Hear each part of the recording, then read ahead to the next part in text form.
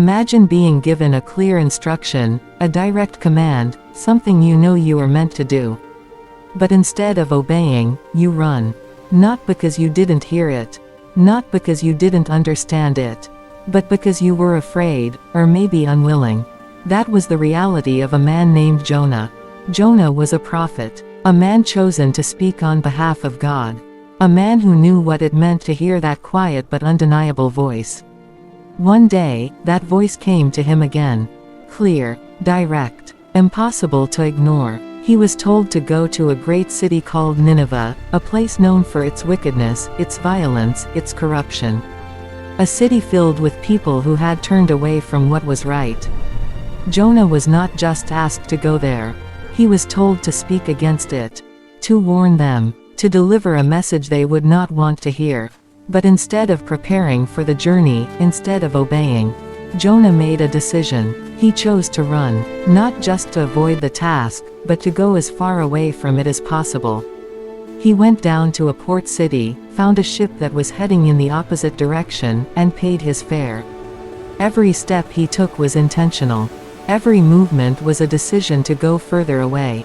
Further from the calling. Further from the voice he knew so well. As the ship set sail, the waters seemed calm. The sky was clear, and for a moment, it may have felt like everything was fine. As if he had escaped. As if he could leave it all behind. But the sea has a way of revealing what cannot be hidden. Without warning, the winds began to rise. The calm waters turned violent.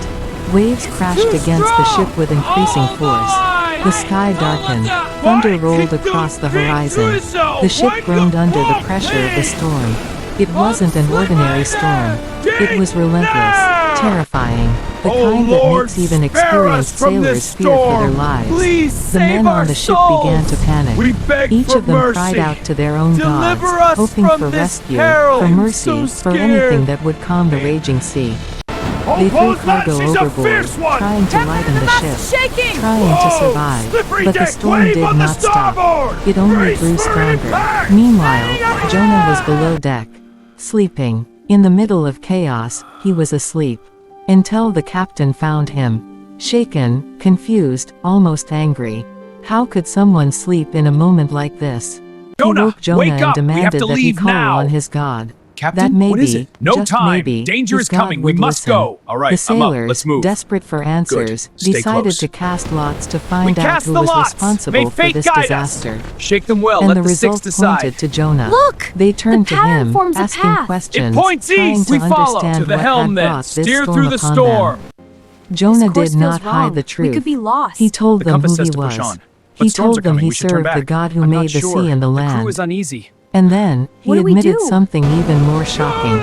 He was running away from what he had been told to do. The realization settled heavily among the men. They were afraid, not just of the storm, but of what it meant.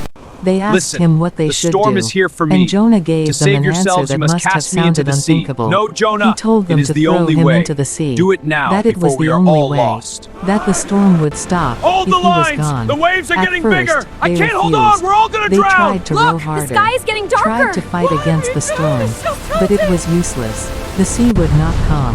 Another And one, eventually, with no other choice, they did going what in. Jonah said. Go! They lifted him, wait, and threw now, him into the the raging sea. waters.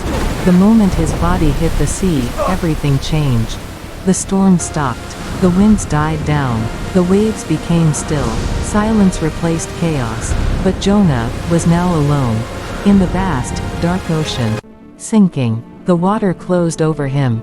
The light faded as he went deeper. This was the consequence of running. This was the end, or at least, it seemed like it. But then, something happened. Something no one could Whoa, have stay back! expected. In the depths Don't of come the any sea, closer! a great fish appeared. What do you Massive, want from powerful, me? moving through the dark waters This can't with be purpose. happening! And in a single moment, No! it swallowed Please, Jonah not like whole. that! He Help did me, I not can't die. breathe! He did not escape. swallowing He me was whole! alive, inside the belly of the Savior fish. me! Darkness surrounded him completely. No light, no sound except the movement of water and the slow, steady rhythm of life around him. The air was heavy. The space was tight. Time seemed to slow down, or perhaps stop altogether. This was not a place anyone was meant to be. And yet, Jonah was there. One moment stretched into another. Hours passed. Then a day. Then another. 3 days, and 3 nights. Inside the belly of the fish. Alone with his thoughts. Alone with his choices. There was no running now. No escaping. No distractions. Just silence, and realization. And in that darkness, something began to change. Jonah began to pray. Not casually, not out of routine, but deeply, from a place of desperation, of understanding. He spoke of being surrounded by waters, of feeling as though he had reached the depths, the very bottom. He acknowledged what had happened. He recognized that he had turned away, that he had chosen his own path instead of the one given to him. And for the first time since the journey began, he surrendered. Fully, completely. He gave up the resistance. He gave up the running. He chose to trust. And in that moment, something shifted. Not outside, but within him. And sometimes, that is where change truly begins. After 3 days, the fish moved. It rose from the depths, carried by a purpose beyond itself, until it reached the shore. And there, it released Jonah. He was thrown back onto dry land. Alive, weak, changed. The air must have felt different. The ground beneath him must have felt like something he had almost lost forever. He had been given another chance.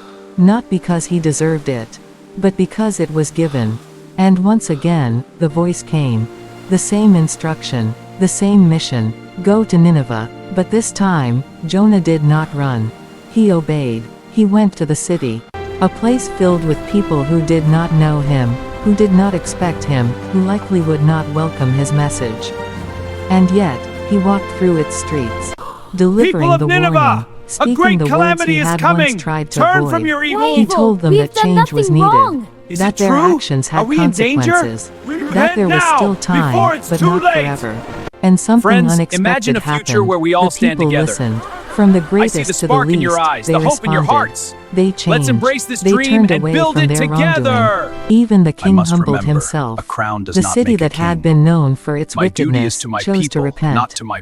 And because of that, destruction did not come. Mercy did. And as everything settled, as the mission was complete, there was something left behind in Jonah. A lesson, a truth that could not be ignored. That running does not solve anything. That distance does not erase purpose. And that sometimes, the place you try hardest to avoid, is the very place you are meant to be. Because no matter how far you go, no matter how deep you sink, there is always a way back. But sometimes, that path back, begins in the most unexpected place. Even in the belly of a giant fish.